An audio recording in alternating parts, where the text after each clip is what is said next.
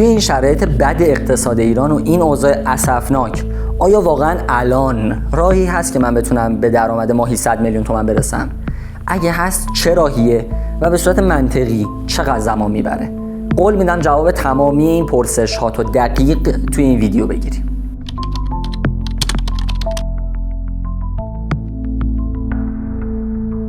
سلام، من امیر پارسا زاره هستم. خیلی خوش اومدین به چنل پارسینس. توی این ویدیو توی 4 بخش قرار صحبت بکنیم. بخش اول من یه توضیح مختصری در رابطه با داستان خودم برای اولین بار میدم که فکر می‌کنم مفیده. بخش دوم میام در رابطه با این صحبت میکنم که چه ایده هایی ما رو به درآمد 100 میلیون نمیرسونه، حداقل برای بازه زمانی میان مدت. توی بخش سوم میام یک مسیر واقع بینانه، درست، تنظیم شده، مدون و یه چیزی که غیر تکراری، غیر شعاری و غیر انگیزشی باشه، یه چیز واقعی برای شرایط الان ترسیم میکنیم که بله شما رو به درآمد 100 میلیون میتواند برسوند، اما یه سری تبصره ها داره که میگم.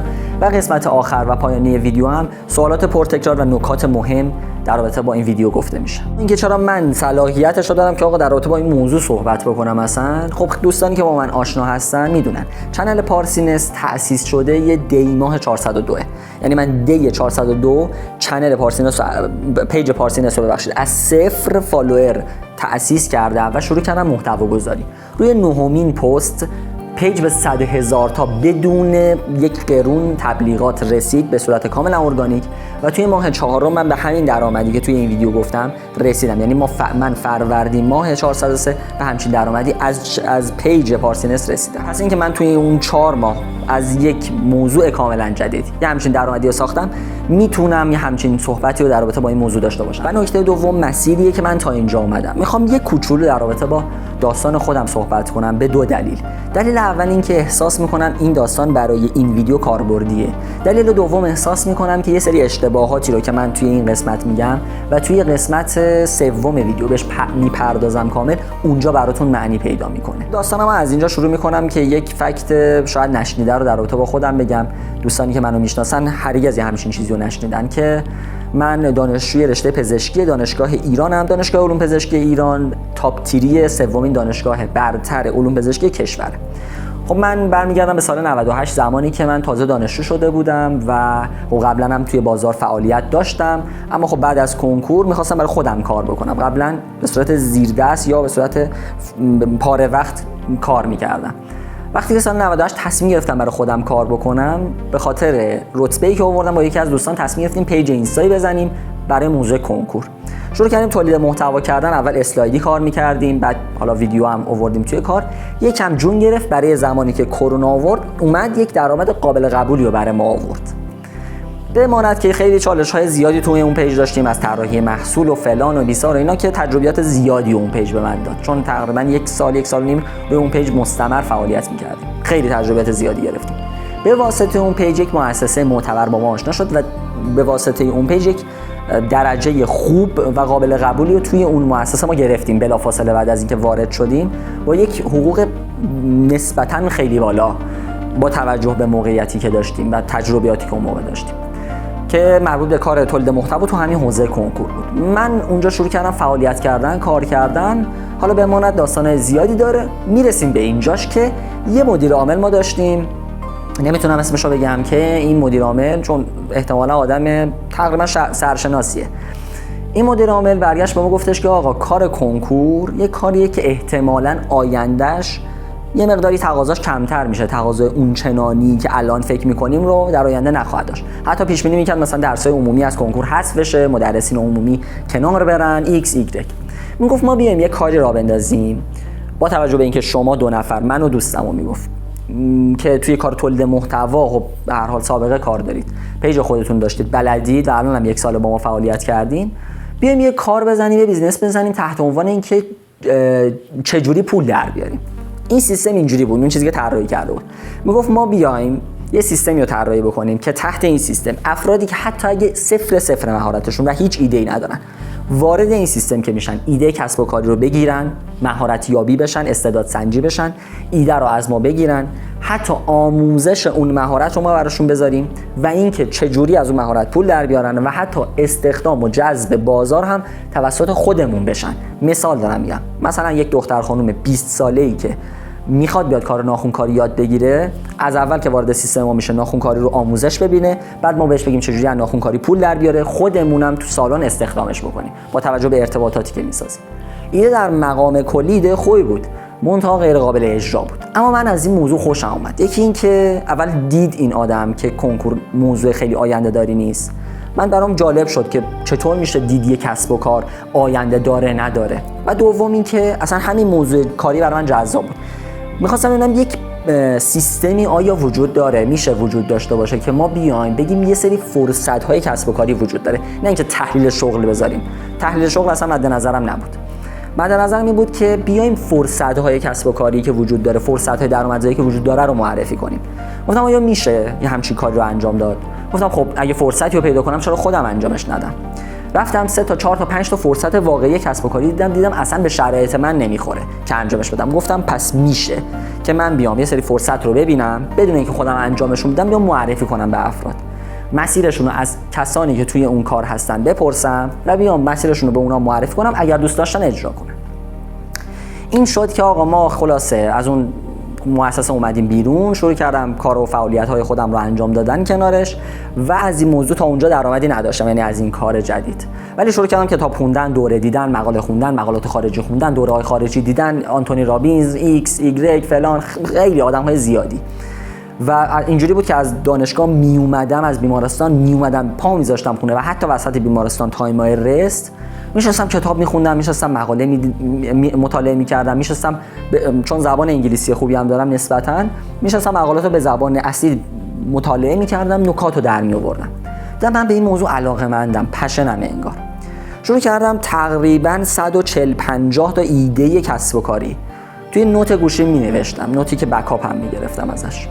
نوشتم و گفتم آقا چیکار کنم. گفتم بیام همینجوری بدون چهره شروع کنم توی اینستاگرام پست درست کردم، پست درست بکنم و در رابطه با مسائل کسب و کاری صحبت بکنم. توی میکروفون صحبت میکردم و در واقع عکساشم و فیلماشم از پکسلز میآوردم، یعنی از یه سایتی که عکس و فیلم آماده داشت. گفتم خب موضوعات جذابی احتمالاً میگیره. من خودم آماده کرده بودم، ولی ویدیوها رو که آماده کردم در واقع من دی ماه استارت زدم، 4 تا ویدیو گذاشتم، بعد یه توقف کامل کردم، الان پستا هست تاریخش، متوقفش کردم، بعد اومدم ویدیو پنجم و تقریبا اواخر بهمن گذاشتم، 5 6 7 8 9 نهمین ویدیو آقا پست وایرال شد به واسطه ایده جذابی که در دل اون پست بود. تقریبا نزدیک 13 میلیون ویو خورد، مردم استقبال کردن، اومدن. من سعی کردم که در واقع دوستانی که از قبل آمادهشون کرده بودن برای بحث مشاوره، گفتم من همچین کاری دارم راه میندازم، اگر میخوای کار مشاوره انجام بدی هستی نیستی؟ گفتن بله هستیم. آمادهشون کردم. بعد که استقبال اومد به سمتم شروع کردم یک طراحی محصولی که از قبل شکل کردم آماده کردن و فروختم. این شد که تو فروردین ما به این درآمد 100 میلیون چه بسا بیشترش رسیدم. پس این داستانی که تا اینجا وجود داره میگم بهتون چه ارجاعاتی به این داستان دارم. بریم وارد بخش دوم بشیم، اینکه ما از چه ایده هایی نمیتونیم این درآمد 100 میلیون رو کسب بکنیم. اولین ایده‌ای که نمیشه ازش 100 میلیون کسب کرد، حداقل توی میان مدت، مخصوصا اگه رزومه نداشته باشی، کارمندیه. تقریبا هر مدل کارمندی برای درآمد بالای 100 میلیون یکی رزومه بسیار قوی میخواد، یکی سابقه کار خیلی خوب و مهارت خاص. اگر این ستا رو نداری سمت کار کارمندی بری، احتمالاً به درآمد 100 میلیون ماهی نمیرسی. موضوع دوم تولیده. با توجه به شرایط رکود اقتصادی الان و شاخص‌هایی که خیلی زیاد تحلیل میکنن، همه شاخص‌ها تقریبا متفق القول بر اینن که تولید تو ایران الان نمیصرفه. اینو از من قبول کن. موضوع سوم ویدیوی ایده‌های ممنوعه که اینجا میذاریمش. این ویدیو به صورت کامل بررسی کرده چه ایده هایی رو نباید شروع بکنیم، چه کسب و کارهایی رو نباید استارت بزنیم. حتما این ویدیو رو دیده باش. این ویدیو برای هر کسی که میخواد کسب و کاری رو شروع بکنه به نظر من لازمه. و موضوع چهارم کسب و کارهای حضوری، مخصوصا مغازه است. یعنی ما بریم یه چیزی بیاریم حالا بفروشیم. مغازه الان شروع کردنش خیلی ریسک بالایی داره، مگر کسایی که از قبل مغازه داشته باشن، اونا هیچی، مثلا طرف تو بازار کار کرده باشه، یا اینکه یه محصول پرتقاضا مصرفی و توی لوکیشن خیلی خوب شناسایی بشه، بریم بگیم آقا آره اون مغازه اونجا میصرفه. یا یه سری کسب و کارهای حضوری که نیاز به اجاره نداره، مثلا همین کافه سیار.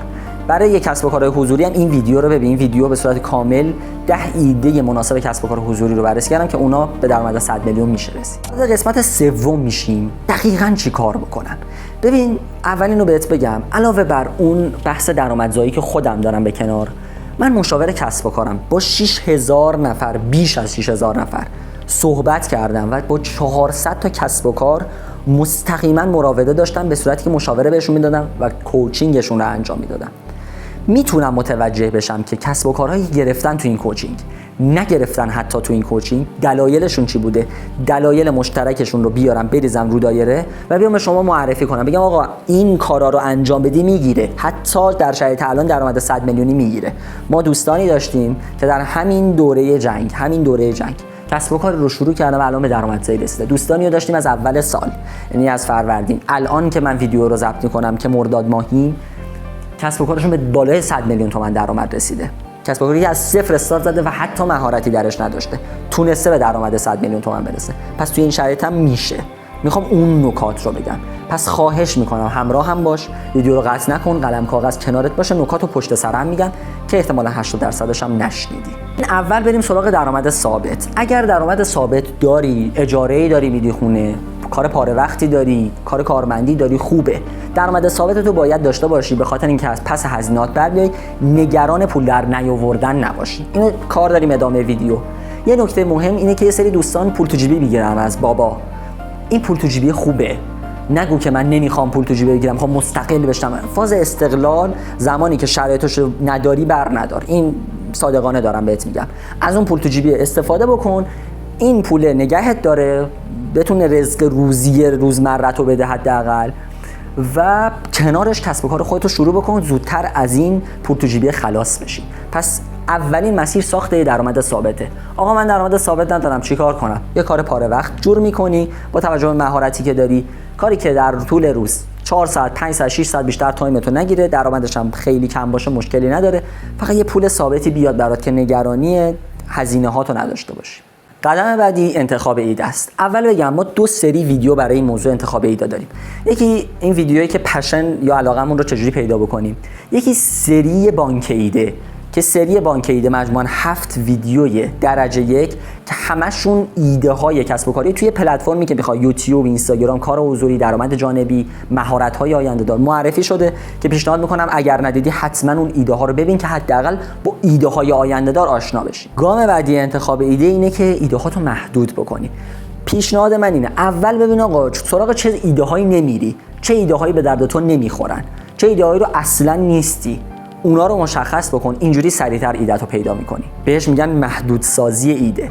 قدم دوم این محدودسازی ایده انتخاب پلتفرمه. یعنی تو پلتفرم تو انتخاب می‌کنی، مشخص می‌کنی آقا من می‌خوام یوتیوب فعالیت کنم، یکی میگه اینستا می‌خوام فعالیت کنم، یکی میگه اصلا می‌خوام لینکدین کار بکنم. همین که پلتفرمت رو انتخاب می‌کنی، ناخودآگاه و خود به خود به صورت اتومات یه سری از ایده‌ها برای تو حذف میشه. مثلا وقتی برمیگردی میگی من می‌خوام یوتیوب کار بکنم، پلن فروش محصول فیزیکی برای تو حذف میشه، آنلاین شاپ برای تو حذف میشه. یک خیلی عظیمی از ایده ها رو تو نمیتونی انجام بدی. اینم روش دوم که ایده ها تو محدود بکنی. بریم سراغ پلتفرم‌ها. اما قبل از اینکه برم سراغ پلتفرم 3 تا نکته رو بگم. اول اینکه زود این انتخاب ایده رو انجام بده. تجربه نشون داده هر چقدر این ایده دیرتر انتخاب بشه، معمولا افراد نسبت بهش سردتر میشن، خلاقیتشون میاد پایین و احتمال اینکه ایده اشتباهی رو انتخاب کنن خیلی بالا میره. خیلی سخت نگیر و زود ایده رو شروع کن. نکته دوم اینکه قرار نیست با اون ایده ازدواج بکنی. یعنی قرار نیست انتخاب مثلا همسر آینده‌ت باشه که به اصطلاح الان هم دیگه همسرم اینجوری نیست. یعنی یک برگه‌ای داریم به اسم طلاق، میره طلاق میده، جنس فروخته شده پس گرفته میشود. اوکی دیگه تو انتخاب ایده خیلی ما راحت میتونیم دستمون رو باز بذاریم و تغییر بدیم. چرا؟ تو میری وارد ایده‌ای میشی، میبینی توی اون ایده یه مسیر دیگه‌ای هستش که اون مسیر یا اون جهت تقاضای بیشتری داره، جهت رو عوض میکنی به سمت اون مسیر. درست شد؟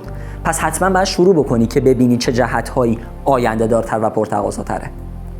و سوم اینکه ایده انتخابیت از یک حوزه پرطرفدار باشه ولی حتما نیچ باشه. یعنی مشخصاً تعیین بشه که دقیقاً چی کار میکنی، تکلیفت با خودت چیه، دقیقاً داری متخصص چی میشی توی یک حوزه پرطرفدار. یعنی اون حوزه باید پرتقاضا باشه. مثلا من میخوام برم گویندگی یه نیچ پیدا بکنم، به درد نمیخوره چون حوزه پرتقاضا و آینده داری نخواهد بود. آخر ویدیو در رابطه با این صحبت میکنم که از کجا بفهمم ایده‌ای که انتخاب کردم ایده خوبیه. در رابطه با اون صحبت میکنم، اما بریم سراغ انتخاب پلتفرم که این قسمت مهمی است. تا اینجا ما حدود ایده هایی که میتونیم شروع بکنیم و پیدا کردیم. حالا میخوام ببینم کدوم پلتفرم کار بکنم. این پلتفرم بر اساس سبکی که کار تو هست و دوست داری انتخاب میشه. الان بهت میگم 4 تا پلتفرم اصلی ما داریم، به علاوه یه پلتفرمی که اون پلتفرم یه مقدار فرعی تره. پلتفرم اول یوتیوب، اینستاگرام، لینکدین و سایت های درآمد دلاری این چنینی، و چهارمی پلتفرم های فروش محصول مثل سوق المفتوح. اون یه مورد اضافی هم سایته که فعلا با اون کاری نداریم. این انتخاب پلتفرم یکی از مهمترین قدم هایی که همون اول مسیر باید برداری. باید بدونی چه پلتفرمی رو میخوای شروع بکنی، اونم ابتدای کار. من ویژگی مهم هر پلتفرم رو بهت میگم، تو ببین اولویتات کدومه، بر اساس اولویتات پلتفرم تو زود انتخاب بکن. از اینستاگرام شروع میکنیم. اگه میخوای تو ایران برندینگ کنی و زودتر اون برندت شخصیت ساخته بشه، اینستا مناسبه. سرعت رشد توی اینستاگرام بسیار سریعتر بقیه‌شونه. خدماتی که توی ایران قابل انجامه رو توی اینستاگرام میتونی انجام بدی. مثلا کار تعمیرات، خدماتی که به صورت حضوریه، به صورت حضور در محله، اونا اینستاگرام براشون مناسب تره. فروش محصول یا فروش خدمات، فروش محصول فیزیکی، آنلاین شاپ تو اینستاگرام فقط میتونه انجام بشه. بلاگری و تبلیغات، یعنی شما یک ویدیویی بسازی، فالووری کسب بکنی، اعتباری بگیری و بر اساس اون تبلیغ کنی، تو اینستاگرام از همه پلتفرم‌های دیگه بهتره.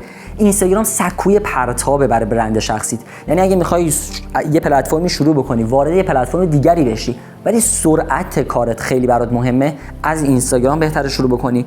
و اگر که علاقه‌مند به فروشی، دوست داری فروش انجام بدی، کار فروش انجام بدی، اینستاگرام محل فروش. یوتیوب برای کساییه که کار پروسه‌ای انجام میدن، یعنی پروسه ساخت یه محصول، یا یکی اصلا سفر زیاد میره میخواد تجربیات سفرش رو انتقال بده، ارائه بکنه، همین اینستاگرام مناسبه، ولی درآمد بهتر معمولا تو یوتیوبه. برای دوستانی که علاقه‌مند به فروش نیستن، یوتیوب محل بهتریه. و برای دوستانی که درآمد ثابت براشون خیلی مهمه، آقا من یه درآمدی میخوام حتما تو ماه برام باشه، اون درآمد به دلار باشه که چه بهتر، یوتیوب براشون مناسب تره. کسایی که کسب و کار سنتی دارن حتما یوتیوب شروع کنن. کسایی که کار آموزش انجام میدن، یه چیزی رو داری آموزش میدی، هم اینستاگرام خوبه هم یوتیوب، ولی درآمدی که از یوتیوب میتونی داشته باشی بهتره، چون پکیج فروشی و دوره فروشی یه مقداری از مد افتاده اصطلاحاً. کسایی که کار سرگرمی انجام میدن، ولاگ میسازن، اگر که میتونی توی ویدیوهای با زمان طولانی مردم رو سرگرم بکنی، حرفی برای گفتن داری، چیزی برای نشون دادن داری، هیجانی برای مخاطب داری، اشتیاقی داری. و نکته مهم ابتدای کار اینه که کاربردی موضوعت، مثلا ولاگ نمیری تهیه کنی، مثلا چه میدونم دبی رو گشتم، میری تهیه میکنی چطور با $1000 یه هفته تو دبی اقامت داشتم. چیزی که برای مخاطب کاربردیه، یوتیوب بهتره. میریم سراغ لینکدین و سایت های درآمد دلاری که خیلی جذابه. اگر که مهارت تخصصی داری که میتونی نیچش بکنی، لینکدین خوبه. لینکدین مخصوص کارهای خدماتیه بیشتر، یعنی مهارتایی که حالت خدمات داره، پس فروش محصول توی لینکدین جایگاهی نداره. اگه واقعا صبر و حوصله داری و میتونی برای مدت طولانی به صورت رایگان کار بکنی، یعنی محتوا تو اینستاگرام پست، تو یوتیوب ویدیو، نمیدونم کلیپ جدیده، توی لینکدین محتوا نمونه کار رایگانه، یعنی تو باید برای یک مشتری فرضی نمونه کار بزنی. اگر حوصله این کارو داری، میتونی برای بازه 1 سال حتی نمونه کاراتو رایگان پخش بکنی توی لینکدین. لینکدین برای فضای بسیار خوبیه. ویژگیش اینه که نیازمند رقابت بیشتریه ولی درآمدش دلاریه. و نکته مهمی که توی لینکدین، بذاریم اینجوری بگم، عذرخواهی میکنم از این اصطلاح استفاده میکنم، هر گریگوری نیست. یعنی مثلا تو فایور تو میری، ببخشید اینجوری میگم، پاکستانی میاد نصف قیمت تو پیشنهاد میکنه، پروژه رو از دستت میکشه.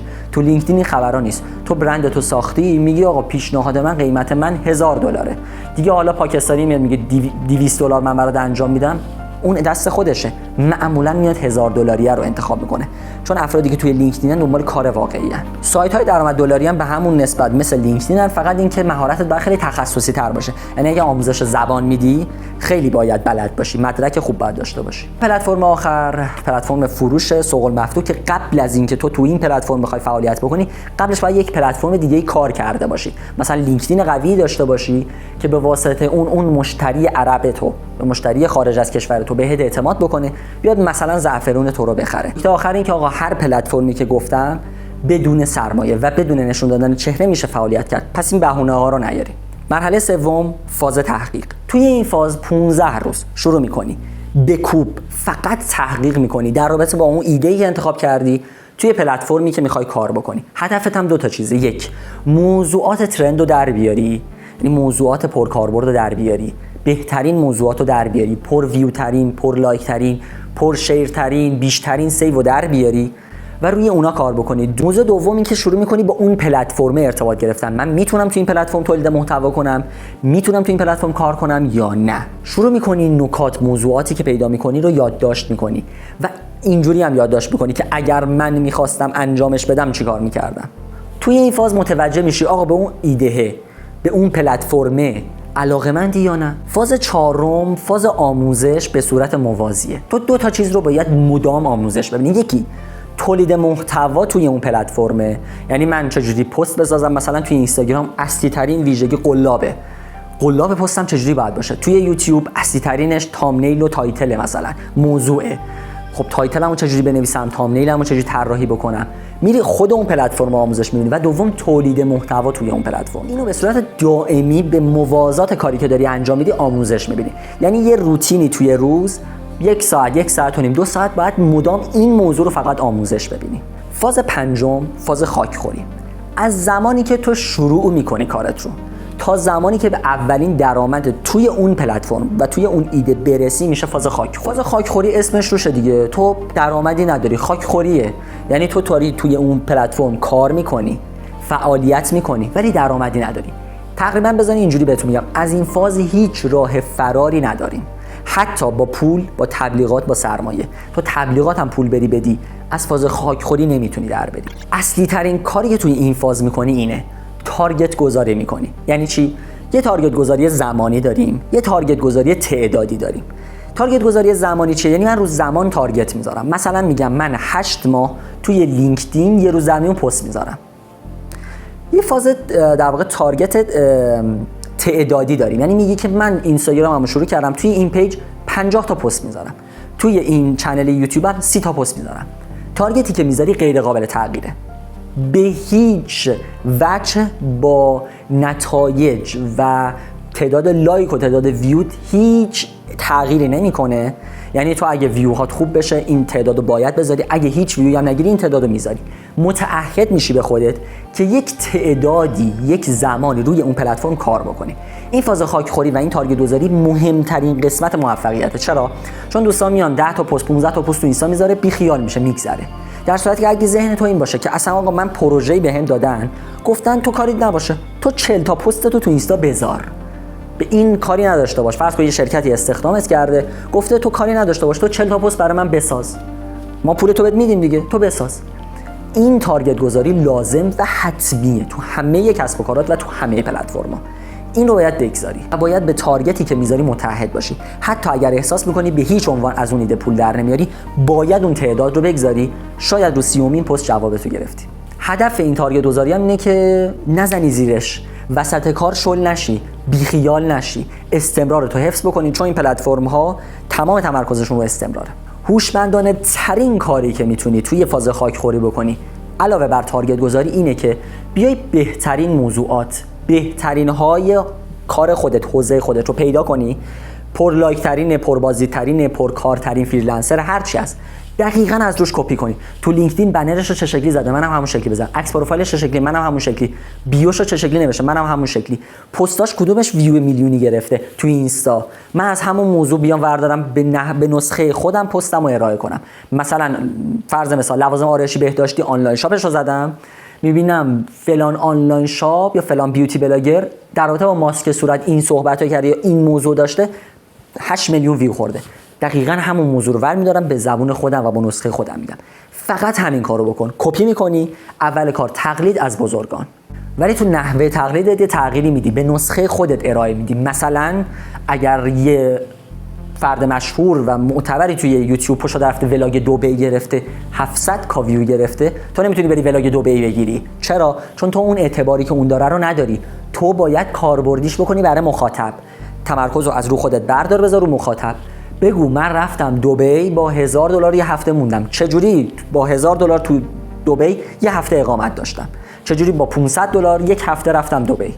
اینجوری که مخاطبم براش جذاب باشه. یا می‌بینی مثلا تو کار تعمیری می‌بینی آقا ویدیوهایی که پیشگیری از خرابی ماشین‌ها رو میاد میگه آقا اینو حواستون باشه، اینو این کار نکنی ماشینت خراب میشه، اینو این کار نکنی 10 میلیون رو دستت خرج میذاره. می‌بینی اینا پر ویوه، می‌بینی جذابه. میای یه دونه نسخه خودت میسازی. اگر این صداها رو از ماشینت شنیدی 1 کیلومتر هم نباید بری. مثلا صداهای خطرناکی که از ماشینت میشنوی. فاز ششم فاز غلطک، فازی که تقریبا فروشت شروع شده و یه درآمد کوچیکی اول کاری و ابتدای کار ساختی. توی این تمرکز رو 2 تا چیزه. اولین تمرکز که مهمترینش دغدغه مشتریه. حالا من به جای تقلید میرم یه چیز دیگه هم اضافه میکنم، اینه که خودم برم دغدغه مخاطبمو پیدا بکنم و از اونا هم محتوامو بسازم هم محصولم. مورد دوم این که شروع میکنی درآمد جانبی های کارت هم پیدا میکنی. اگه پست تبلیغ بهت خورد تبلیغم میذاری. اگر فروش محصولی میتونی انجام بدی برای مخاطبت اون کارم انجام میدی. مثلا داری مثلا آموزش تعمیر میدی، تعمیرات خودرو میدی، میبینی یه مثلا کارواشی میخواد تبلیغشو بذاری، خب میذاری. میبینی که از اون بر مثلا میتونی برداری لوازم یدکی یه سری ماشینا هم بفروشی، میفروشی و دایرکت مارکتینگ میکنی. اگر فروش محصولی، اگر یوتیوبی که فقط میری سراغ دغدغه مخاطب، اگرم لینکدینی فقط و فقط میری میبینی فریلنسرها دقیقاً چه پروژه‌هایی میخوان. این چرخه خاکخوری و غلطک رو ادامه میدی. یعنی چند تا کار روتین رو تو باید مدام انجام بدی. روزانه باید تحلیل بکنی رقبا رو، بهترین ها رو در بیاری، کپی بکنی، نسخه خودت رو ارائه بدی، دغدغه مشتری رو توش وارد بکنی و نکته آخر که این نکته هم نکته ویژه است.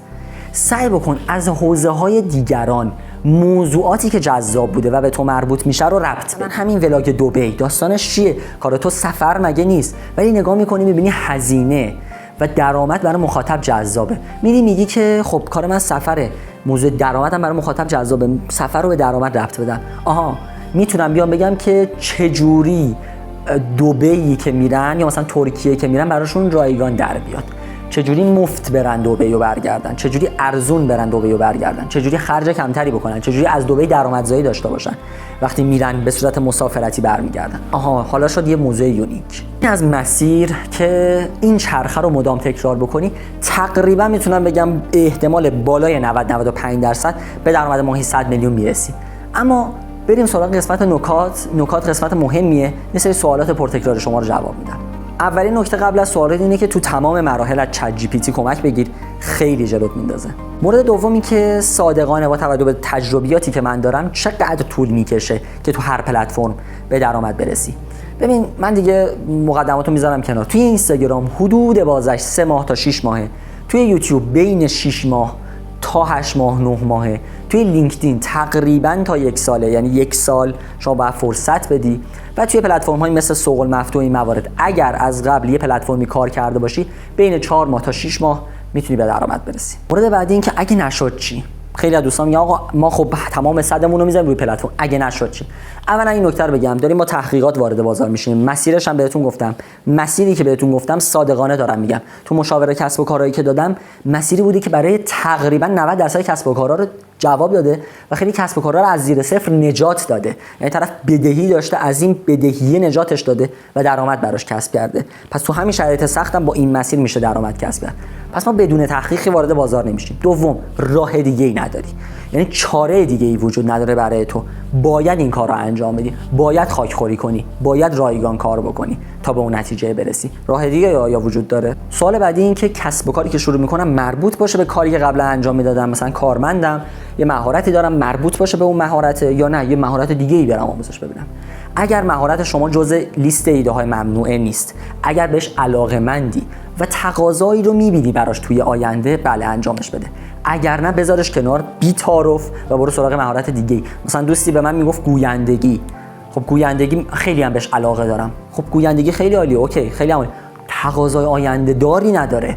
یعنی شما مثلا وقتی می‌بینی یه هوش مصنوعی برات با ماهی 2 میلیون تومان 20 تا ویدیو میاد گویندگیشو انجام میده جوری که خودت فرقشو با انسان طبیعی تشخیص نمیدی، خب این کار معلومه در آینده احتمالاً تقاضای زیادی نخواهد داشت. سوال بعدی، آقا میتونم مثلا یوتیوب و اینستاگرام رو با هم شروع کنم، یا من هم اینستا رو دوست دارم هم لینکدین رو دوست دارم با هم شروعش بکنم؟ به هیچ عنوان. خواهش میکنم ازتون ابتدای شروع کار چند پلتفرم رو با هم شروع نکنید. اول بذارین اینستاگرام جواب بده، بعد برید سراغ یوتیوب. اول بذار اینستا جواب بده، بعد برو سراغ لینکدین. خیالت از اینستا راحت بشه، بعد شروع بکن پلتفرم بعدی رو.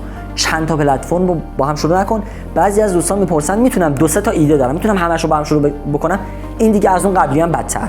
به هیچ عنوان، تحت هیچ شرایط، تو هیچ موقعیتی، توی شرایط الان بازار ایران 2 تا ایده رو همزمان با هم شروع نکن. تحت هیچ عنوان دارم بهتون میگم.